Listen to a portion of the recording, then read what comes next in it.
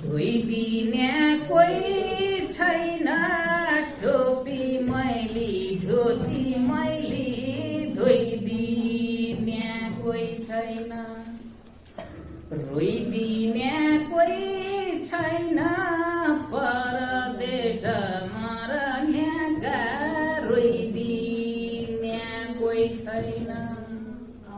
यो त्यो मान्छेले आफ्नो दुःखलाई शब्द मार्फत यसरी पोखेको हो कि नै?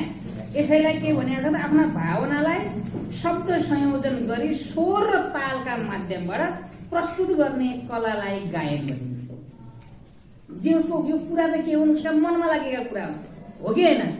मनमा लागेका थियो कसलाई व्यक्त गर्ने, कसलाई भन्ने? अब त्यहाँ कोही छैन, सहयोगी मान्छे पराय देशमा अरू छन्, त के गर्ने त भन्ने उसमा उसले यसरी गीतका माध्यमबाट चाहिँ आफ्नो मनका भावनाहरूलाई पोखेको होइन। आफ्ना भावनालाई शब्द संयोजन गरी स्वर र तालका